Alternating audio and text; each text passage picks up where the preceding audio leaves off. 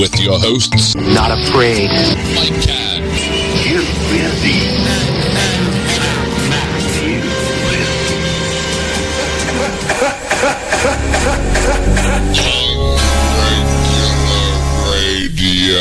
Radio.com. Welcome. What's up, guys? We're back. But in the nick of time, as usual. That's such a weird mic. Is it? This one I'm using. Is it working for? She sounds like she's in the next room. Talk like right in the front of it. Okay. Pointed at you. All right, I'll work it like that. Oh, there we go. That's my- All nice. right. It's a different Much type of better. mic. It Yeah. works at a different angle. I need to seduce my microphone. We need a visual. Yeah, exactly. Exactly. Two hotheads on cannabis. You know who we are. On regular radio. Give us a call, 617-606-4122. We're glad to be here. Yes. I just had to fight my way through the subway system to make it here. 15 seconds till air. That was Newman's call over to me. I was like, all Yes. right. And well worth it. It is well worth it. It's well worth the wait. Kind of last minute energy that gives us our flame and fire. Yeah. Yeah. And last week, too. I'm still on a high from last week. Well, we have a big show this week, as We really do. typically do. But last week was, I think, one of our best show that we've done. It really was. I agree. And I heard that from a lot of other people, too. So that was always nice. We love hearing compliments from you guys. So please send them our way. And especially for Julia and Dennis. I mean, so much love. So much love for everyone out in this community who's doing the good work. Yeah. Fighting the good fight. I loved seeing That was on the YouTube videos, on the Facebook page, on MikeCann.net, people were writing reviews of our show last I know. week, of the episode. It was like, wow, I don't even know this person, and they're writing reviews about us and saying how great it was, and they were hitting all the points that really I happened on paid the show. them, Mike. I told them this. I think somebody's paying them. Just, I'm like, am I dreaming? Is this our show? Yes, it is. it sure is. And the hits just keep on coming because we have like you said, a huge, ginormous, fantabulous show. Just like this thing that's going around the studio. Oh my Pat, you God, passed I around. know. Oh my God, this thing's huge. What can we talk about even before we get to our big guest this week? Who just passed me that? Who's sitting over here? You know this guy? Let's get introduced. This is the best place to do it. This is the big dog. He's running Cannamania in Maine. He's a big Ron Paul supporter. He got his speech was so fiery at the Boston Freedom Rally that the park rangers shut him down. And in my opinion, he really didn't do anything wrong. Jimmy Fowler. Hey, How you doing? Yeah. it's righteous. Well, what are you passing around, Jimmy? That's a little Burmese Kush. It sure is. It's not little. I think Nothing little Newman's about gonna this have to right Yeah, now. that scares me. Newman's gonna have to wait till later. He's gotta. He won't be Hey, able. Jimmy. Oh yeah. There we go. There we go. No doubt. So We're not he's- supposed to cough on this show. No. It's so difficult. With that monster I going around, keep it's it kind of professional difficult. right here. And we're supposed to be introducing the show. And Yeah, all we we're doing. sure are. Jimmy Fowler, you already took Get us it off together. track. Oh, thank you. We haven't even gotten. We're gonna give you a lot of crap today, Hey. Jimmy Fowler. Unload on me. I'm ready. You gotta number one. You gotta speak closer and louder in that microphone. Yes, sir. No, Thank you gotta speak right here, Jimmy. That's where you speak. Right there. There right you there. go. You found the spot, The sweet spot. the sweet spot. And Make love to that microphone. Yeah. Talk to me, baby. Oh, there you go. woo, now you got it going. Ooh. We know it's Valentine's Day around here in the studio when we're making love to the microphone. You make love to those things you're passing around, don't you, Jimmy Fowler? true. On an hourly basis. Which I happen to be using as a microphone right now because I haven't passed it in about 5 minutes. Sorry, guys. Yeah, Heather, pass that. But everyone wants it. You should see what's going around the studio right now. It's already a wild time. You can The tell love a is show's going already out around. of control. We haven't The even love is introduced going that around. guest. We gotta But I need to. It'll be the element of surprise. Call in and guess who our guests are. Who do we today. have on this week? No, I can tell. Can we tell them? Can we tell Oh, them? Because yeah. I'm so excited. Yeah. We have Judge Jim Gray who's going to be on the show today. Yes. This is a huge deal. This is a huge deal. I was just watching his videos today. The 6 people who benefit most from pot prohibition, and hopefully we'll get to talk to him about He's that. really But he's good. huge right now because he just introduced this new proposal to regulate marijuana like wine. He did? Like He's a the guy fine behind wine. that? He's one of the guys behind that. Yes, Yeah, I didn't absolutely. know that. Well, time. And Leap time to is get all over the informed. president. I mean, the president responded last year. Did not ignored respond him this year, recently. yep. And Jim Gray's, I talked to him briefly on the phone this week setting this up, and I was intimidated. He was quick. He's a judge. I mean, this guy, he worked at he was a U.S. attorney, a federal prosecutor. You don't get much bigger than that. Like, this is a serious gentleman right here, a former judge, a municipal judge, and then a superior court judge. You've had some experiences with judges, right, Jimmy Yeah, Fowler? that's right. Oh yeah, definitely all bad. Your reputation precedes you. So, at the show. so we're Thank you. so we're a little we're worried because it's a We're judge. worried for Jim. Yeah, but we think it's going to go good because this guy, he's good. Like you said, though, what was those? He's not here to judge us. He's here to take issue with. He's on our side. He's on our side, exactly. And what were those? How many? The six people who benefit from Prohibition. That was. Do I get a prize if I can remember them all? I can name the first one that he said. I saw the video. It's excellent. The first one is the.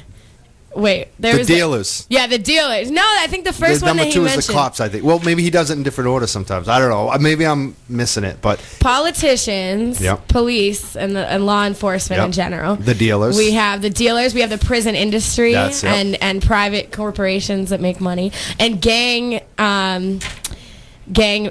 groups and gang affiliations. Yep. Because it's a good way to get kids involved. Yep. And there's one more. Well, I think it's a whole system. It's No, I named 5. I know. wanted to get I think 6. you had another one, but yeah, maybe it We're was working only on 5. it. We'll find out. No, it was 6. I know this. All right, it was 6. I But got he's a great. He was up against Bill O'Reilly. This Judge Jim Gray. Did you see that video? Oh, no. Oh wow.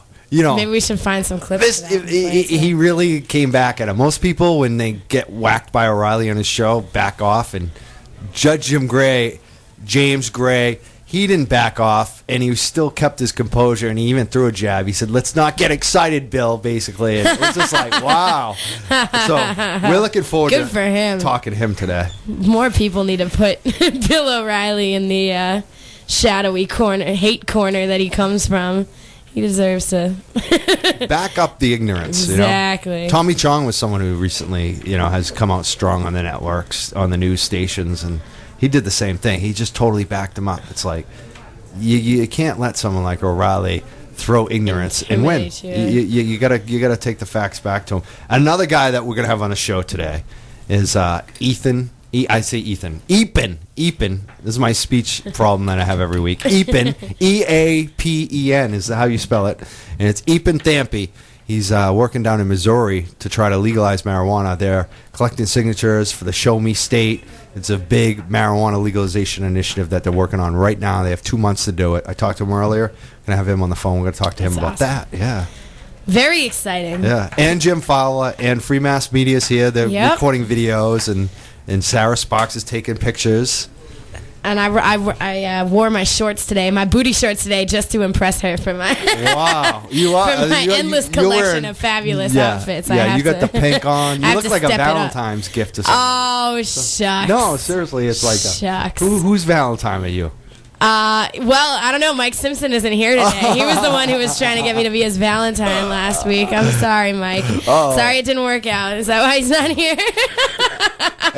He's always trying to get his harem, I think. I don't know if I'm ready for that. I don't know if I'm ready for the I think you're the extreme, prize now. Love liberation that he can I have a he can provide. I have a feeling he's been coming around a lot more to the show because of you, actually. Oh God, this is getting so weird. Well, Mike Simpson, sorry. Maybe next year. Come on back now. We love having you around. Actually, I wanted to shout out to Casey from Unregular Radio because she did a really awesome write up of us this weekend, and she was like, give props to the lady Heather Mack for backing herself up against 3 mics. And I was like, yeah, you're right. I'm gonna check that out. I missed it. I see her doing the write-ups. I love that. Thank you, Casey. Yeah, she's the best. Yeah, unregularradio.com for that. Unregular Radio. Actually, another thing that we're going to do, I mean, thanks to Unregular Radio, is feature some more live music. But not this week, but next week we're going to have Nicole D'Amico and her band in the studio, and I'm really excited about that. And then a few weeks after that, we're going to have the man himself, Dave Crespo, and the Dave Crespo After Party is going to come on and do some live music. So isn't that exciting, guys? Yeah. Oh, there we go. Yeah. That's it. We have, if you look at the next month, and we haven't even put out all the info, but if you look at our Facebook, there's like the next 5 shows are stacked. That's just what we're starting with. This is huge. And we're announcing things right now. We're adding music to it. So next week, we're going to have Gary Johnson. Yep. Governor Gary Johnson of New Mexico. Running for president. Gonna be debating Obama, I believe, somewhere along the line. And the Republican presidential candidate. And he's a great candidate. I like him on a lot of issues. And I'm going to challenge him on one. Which one? Union issue. Oh, okay. Carmelita's got me going on a union Maybe we issue. shouldn't have given it away. Now he's going to prepare. No, he won't. He knows I'm with him. We're going to ask him a tough question. Good. Yeah. And it's not marijuana related, but hey, we want to vote. We want to figure out who we're voting for. So we're going to ask questions that interest us. Roseanne, Vermin Supreme. Yeah, we want them. For. We want them on the show too. Yeah. We're still lobbying these people. How come we can get the former governor, but we can't get Vermin Supreme up here? No one has promoted you more, Vermin, than us. Jesus. It's so true. Do I have to I don't know. like do I have to buy him a bunch of ponies? Like, what do I have to do? Maybe we should send him a Valentine, a 2 Hotheads on Cannabis Valentine. With a big pony on it? Yeah, exactly. Well, yeah, it'll be perfect. Oh. It'll be good to go. I feel like he's someone that needs to be seduced. He's really a sensitive soul. Underneath that boot and that, bushy Grizzly Adams beard is a tender heart. Yes. That just needs to be awakened. Yeah, absolutely. Sorry, that was my Vermin Supreme tangent of the week. But we are very excited. It is the 2 Hotheads on Cannabis show. Unregularradio.com. Please call in 617-606-4122. Especially if you want to chat with any of our guests today. Jimmy Fowler, we can ask him all about the criminal justice and injustice system firsthand. And we're passing some gummy worms around here. This is a serious show. Yeah, we're doing it today. And we got the judge calling in, and Eepin and Jimmy Fowler, and we'll be back. Are we going to play some music? No, we're going to play that clip of the judge defending legalization. Oh, yeah, and then we're going to call the judge. So basically, let me lead into this, and a couple things, too, on the show. We're going to try to highlight more and more people. I think, we've been doing the news stories. I also have some other events that have been going on tonight, this week. There's a lot going on right now in this movement, so we're going to be highlighting as many as we can. But right now, we're going to play this clip, and it's from Judge James Gray, and he's speaking, I think it was about a year or 2 ago, and this is one of the speeches that a lot of people think is one of those really powerful moments in this movement. And he made a speech that was, you got to listen to it, we're going to hear it. California legislature, Tom Amiano, the guy who put the bill up, from San Francisco, the rep, introduces James Gray real quickly, and then you're going to hear his speech. And listen to his words. This is a former prosecutor. He put people in jail. He works for the feds. He was also later a judge, a Superior Court judge in he calls Orange himself County. a reformed drug warrior. Yeah. He did it for 20 sides. years, yeah. So let's hear what the man has to say, and then we'll go call him. Unregularradio.com. Judge Gray. Well, thank you. I guess I am the final presenter list formally on here, and I want to commend you, first of all, Mr. Chairman and Mr. Hagman, for inquiring in this. I want to commend you for your leadership in bringing up this really important topic. And I'm also going to commend you for staying within schedule. That's an amazing accomplishment in itself. I would, now that I guess I am the last presenter, like to comment quickly about a few other things that have been discussed, and then I would like to talk to you about children. But that issue really has not been addressed particularly, except maybe by Reverend Richardson. The first is that if this state of California were to in fact make this marijuana no longer illegal for adults, that is not at all the same thing as condoning it. We don't condone the smoking of cigarettes or the using of alcohol, etc. So to put that label on it, I think, is inappropriate. Number two, as I have an understanding that today, as we speak here in Sacramento, that there are thousands of people in prisons in the state of California today for doing nothing but smoking marijuana. thousands in prison for doing nothing but smoking marijuana. Why? Because they're on parole for one reason or another. And once they get off parole for whatever that offense was, if they smoke marijuana, it's a violation of parole, and they're immediately put back into state prison with all of the benefits that they had accrued, getting jobs, etc., supporting their families, being lost. Another one is that the tougher we get with regard to marijuana prosecution, literally, from my experience as a judge, and I have seen this in Orange County forever, the softer we get with the prosecution of everything else. And that is something that we simply have so many resources, and if we're spending them in prosecutions of marijuana, we are not spending them for prosecutions of rape, homicide, etc. Then, marijuana will never put this violence that we heard earlier out of business. All of these statistics that you heard earlier about the violence and the killings of both the police officers and everyone else is occurring under today's system of marijuana prohibition, etc. The only way you put these Mexican cartels out of business and these other violent creatures out of business is to undercut the price, to make it no longer illegal so that you don't have that enormous profit motive to get these people involved with that violence, etc. The only way you do it is to undercut the price, and Assembly Bill 390 is a really good place to start. Otherwise, there are marijuana today that is stronger in our society without a doubt. But the reason why it's out there and stronger is because of marijuana prohibition.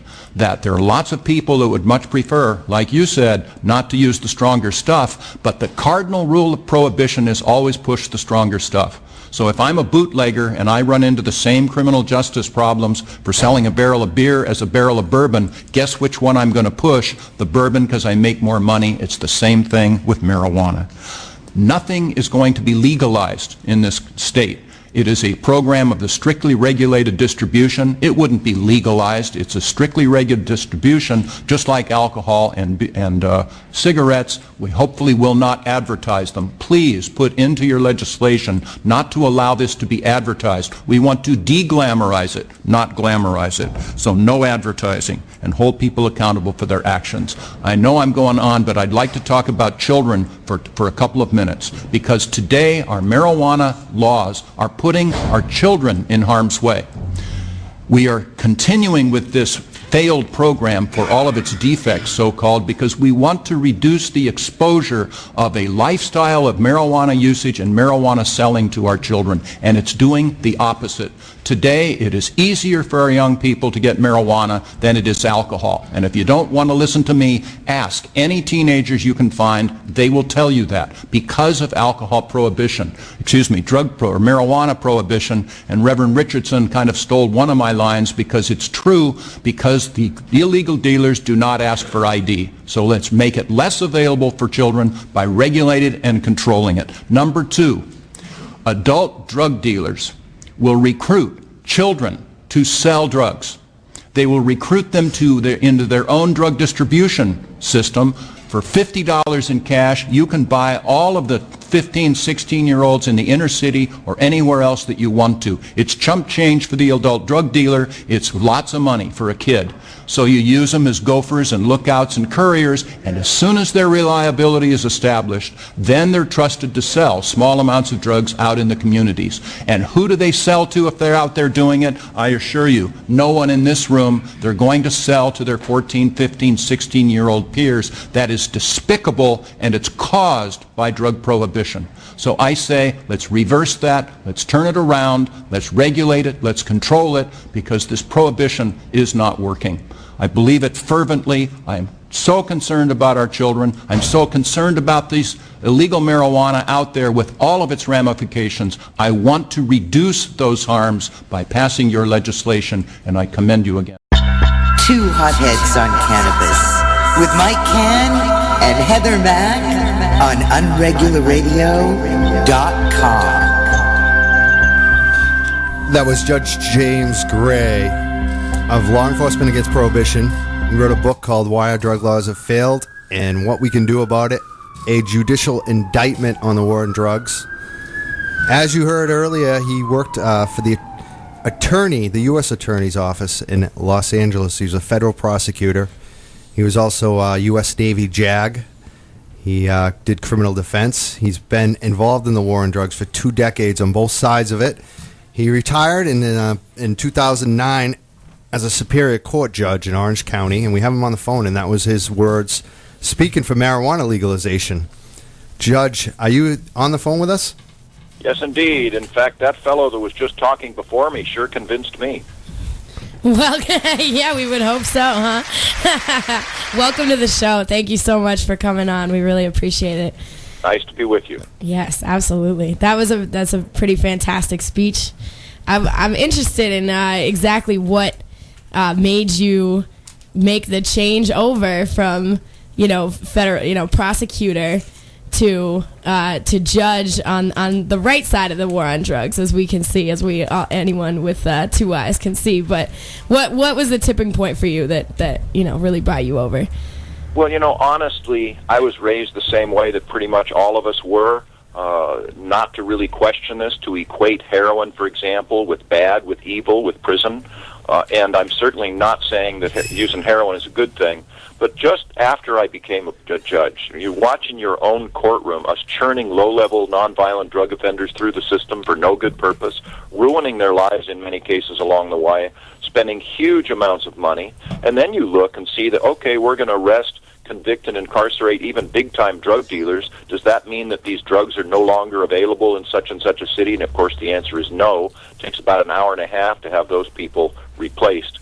So you just then look and understand the brutal truth, which is, and I'm a pretty law and order type fellow, the tougher we get with regard to drug offenses, nonviolent drug offenses, literally the softer we get with regard to the prosecution of everything else, because we only have so many resources in the criminal justice system.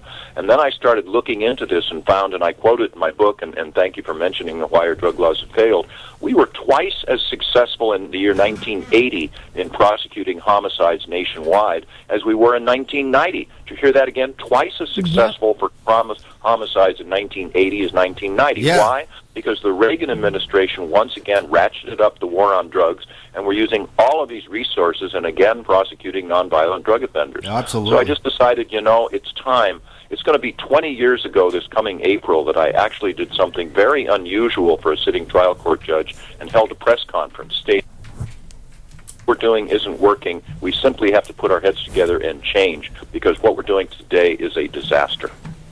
Yeah, absolutely. Absolutely. I mean, right. We're very glad that you are over here, because you're so well-spoken and you're so clearly dedicated to, changing the laws for the better. And it's very threatening to the establishment politicians and justice system and the criminal injustice system in general.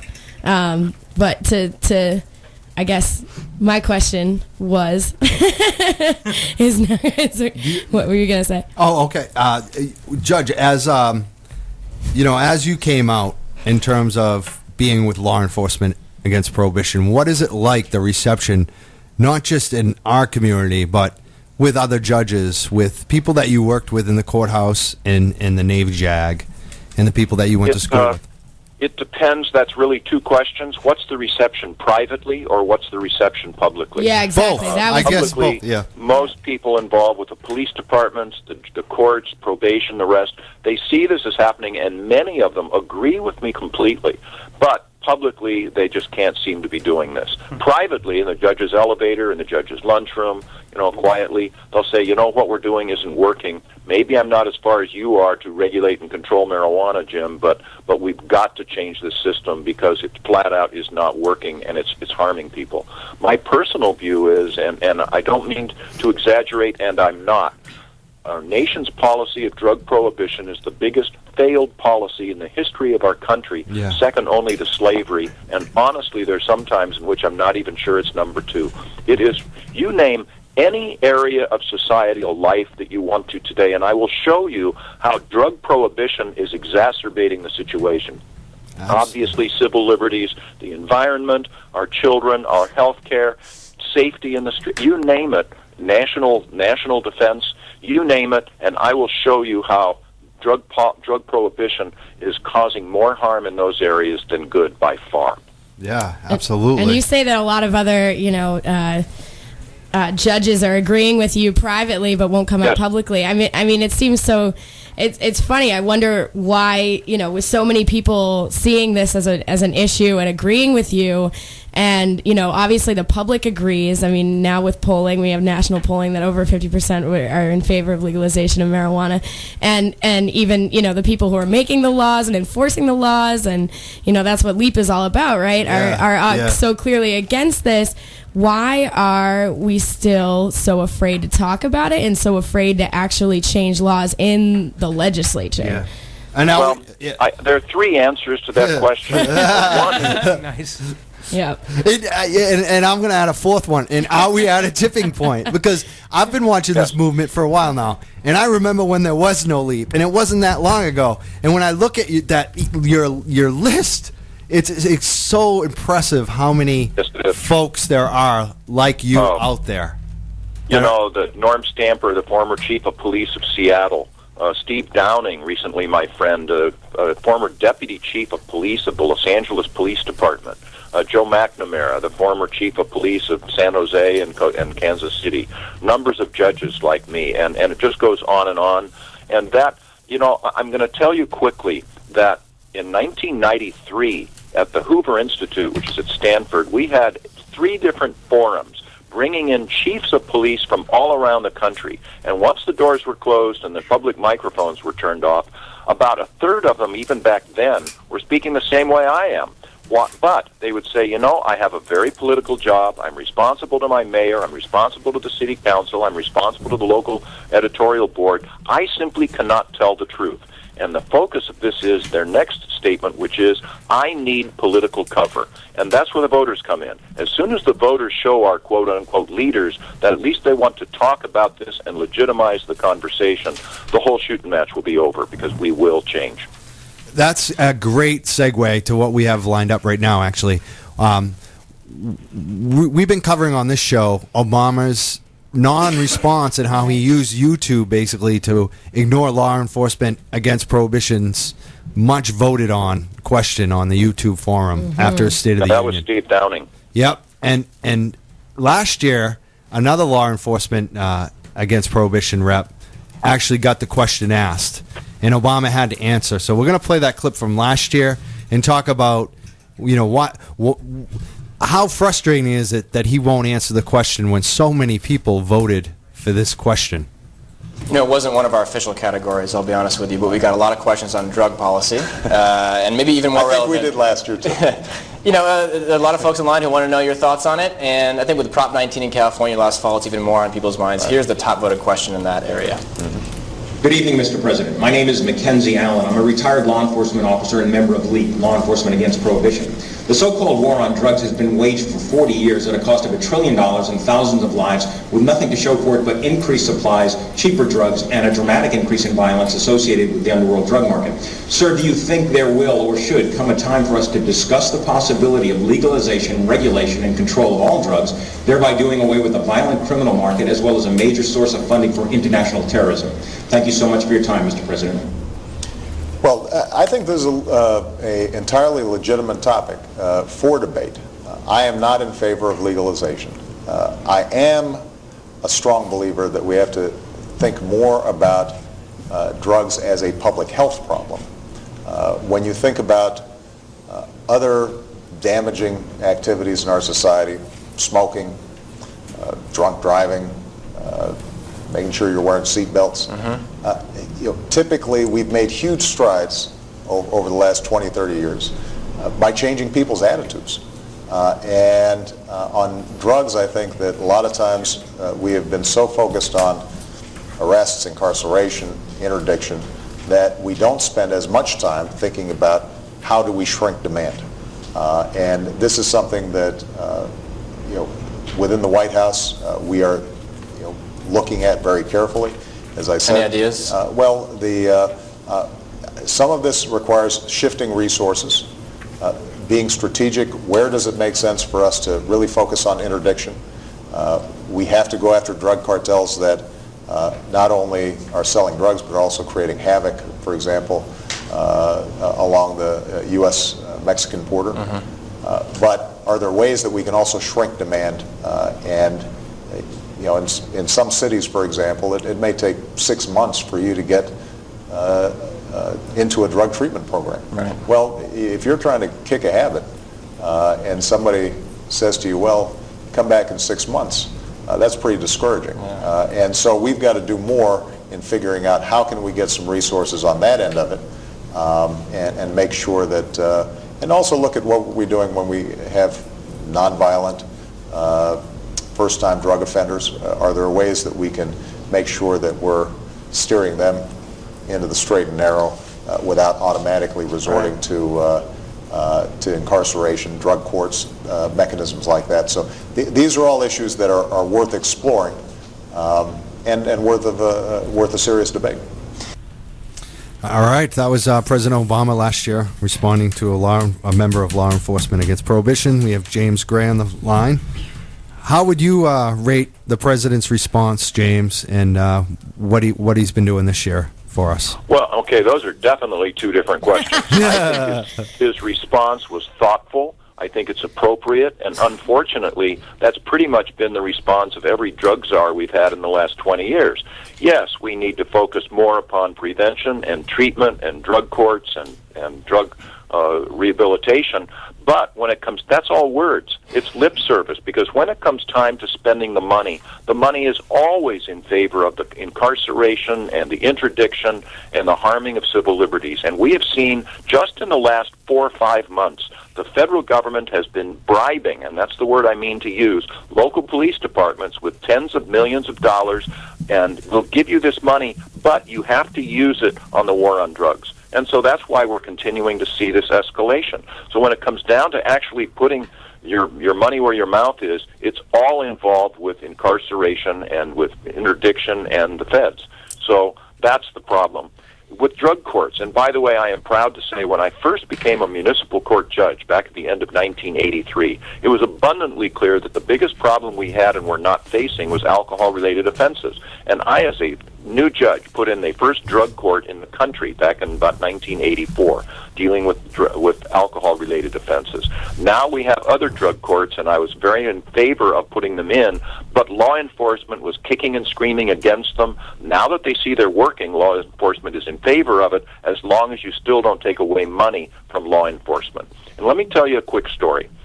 In 1998, I myself was sitting in the offices one-on-one with 2 sitting congressmen from Orange County, California, very conservative area. And I didn't bring it up, but they brought it up to me, and they knew about my stance on with regard to drug policy. And they told me in their own words the same thing. Jim, most people in Washington realize the war on drugs is not winnable, but it's eminently fundable, and the drug agencies are addicted to that drug war funding. That's what the problem is. It's money, and money is driving the bus, and it's going to be up to us as voters and taxpayers to lead the way, because do not look for the government to lead the charge to change. They don't want to lose that funding. It's pure and simple. But that is funding wasted. I mean, that's the thing that we keep coming back to. It's not wasted. It's harmful. It's worse by doing this than doing nothing at all. I think you make enormously harmful. I think the point is well taken. I think what you're saying is that a lot of times in this community, let's be frank, we get too upset at the politicians. I've seen it even myself locally with Rep. Sanchez. Every year it makes everyone so upset that he won't allow this medical marijuana bill to come out of hearing. And some of us have made it even personal. And there's only so much these folks can do. We have to do it ourselves. We can't expect politicians to solve our problems. Well, particularly, I read Mr. Obama's 2 books before he became president. And, he said in his last book that when he was a community organizer in Chicago, he was using marijuana on a regular basis. Yep. He also acknowledged in writing that he had used cocaine on several occasions. So what's going on? Yep. When he was running for president, you'll probably remember that he was asked, well, did you inhale? Ha-ha, the old Clinton joke. And he looked at his most candorous answer I can remember in a political campaign. He said, I thought that was the whole idea. Yeah. That was wonderful. Yeah, I thought that was tremendous. I took great optimism from that. Now he's elected, and he's doing the same thing that George Bush did or Clinton or any of these other people. It just doesn't work, but it's money. And that's the problem. That was going to be my question about with Obama. Like we could see, he's a reasonable guy. We understand that in a big way he is probably on our side. But why is it still this compulsion to throw money at this like cancerous organism that is not doing anything productive, but it's just siphoning away? That's what it is. It's like but it's taking. Think of all the jobs it's taking away. I mean, those kids that can't get financial aid and can't get a job, so they end up having to resort to a lifetime of recidivism and going back and forth through the system.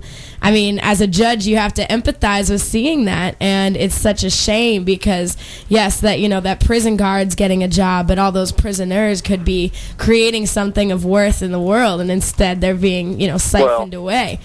The United States of America leads the world in the incarceration of our people.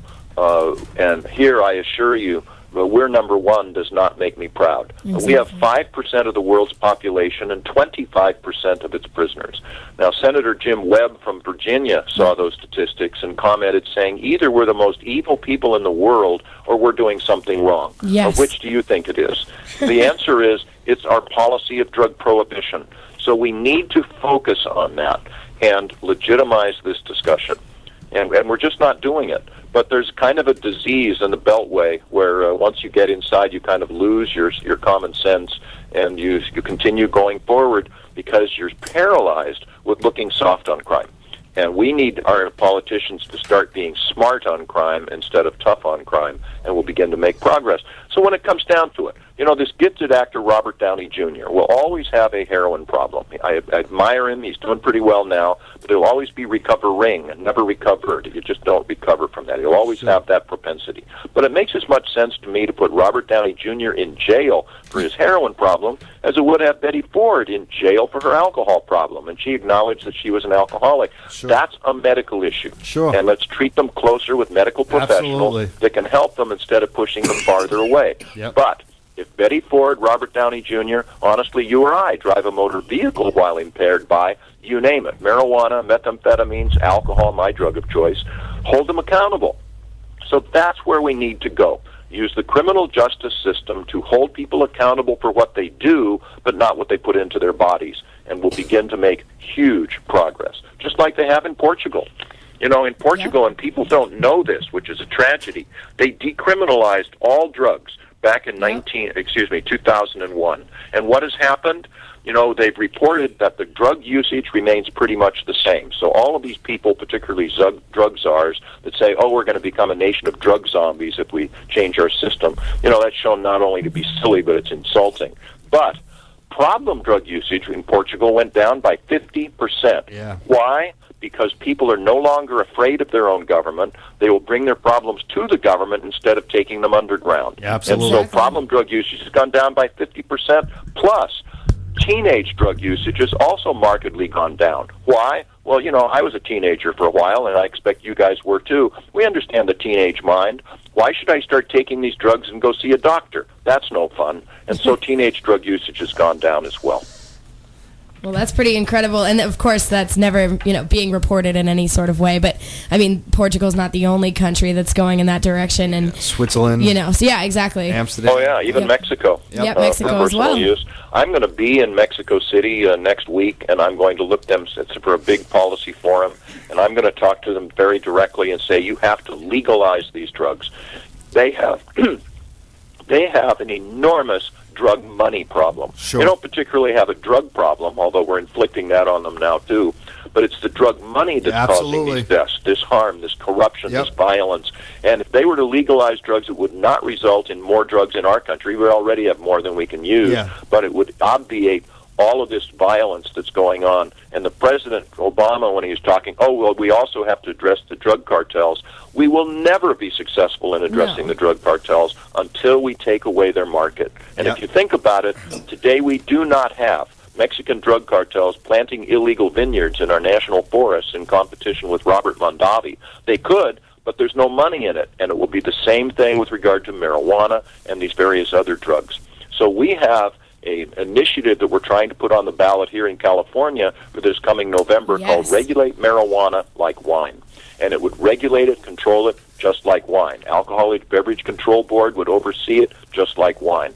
And if your listeners would like to, and I ask them to, visit regulatemarijuanalikewine.com, and you will like what you see. It's going to be a revolution. It's going to work in California if we can get it on the ballot, and then it will sweep the country such that I absolutely guarantee. Are you guys collecting signatures right now for it? Yes, we are. And in fact, you can download the petitions. Everybody listening to us knows some registered voters in California. Contact them on your own. It's the most important thing that we can do for our country we love is help us pass this initiative to start the repeal of marijuana prohibition. Get this under control, take away a whole lot of money from juvenile gangs, from Mexican drug cartels and other thugs, and start using it to repair our highways and pay our firefighters and educate our children. Absolutely. And along that way, too, make marijuana less available for children than it is today. Yeah. It's what's not to like. Yeah, absolutely. And that's so true. Right there with you. I saw it. I used to work in a restaurant, and this guy, right, he's the bartender. He's an older guy. He picks up a girl from the bar that was a regular. And it ended up not working out, one of those situations, and she was kind of creepy. She was stalking him and coming into the bar, right? And she basically called the police officer because he smoked pot. And she told the police officer that he was selling pot to kids. And he basically said, and he told the truth, because I know this guy, he said, "Officer, I don't sell pot to kids. I buy pot from the guy who's the dishwasher out back. He's like 17. Because that's the truth of it. Like older people have a harder time getting these drugs than the young kids. It's such an obvious. Any kid can get illegal drugs. They have a harder time getting cigarettes and alcohol. That is like the quote you quoted for me before. Just ask them. I mean, you don't need to believe us. Just ask the kids yourself. They'll all tell you if they care, if they want to.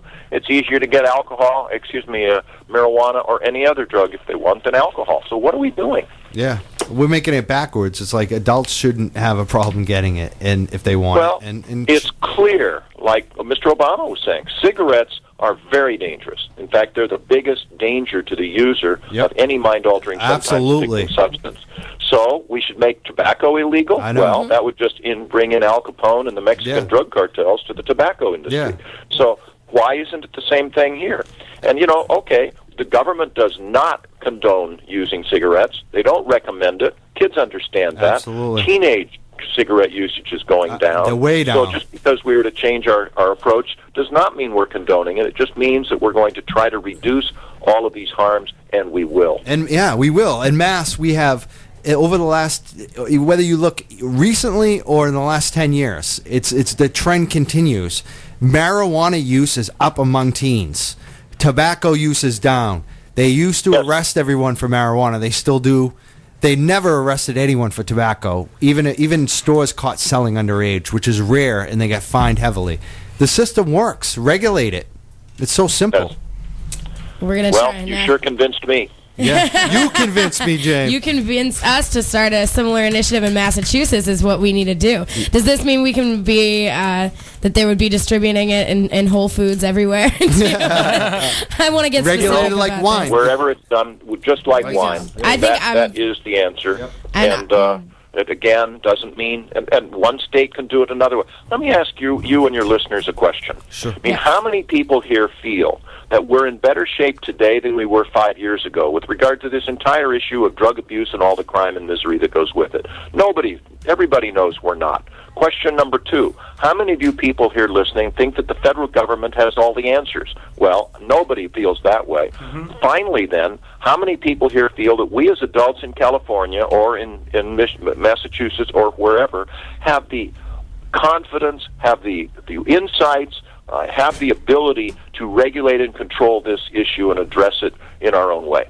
And then you can go back to the concept of federalism, which our country was founded on, and maybe you in Massachusetts come up with something that works a lot better than we in California. We'll learn from your experience. Or maybe Oklahoma, because it's more agrarian, has different needs. So they can try one thing, we will try another. Yeah. Get the federal government out of it, just like we did when we repealed alcohol prohibition. Absolutely. We did not say that Massachusetts will now serve alcohol.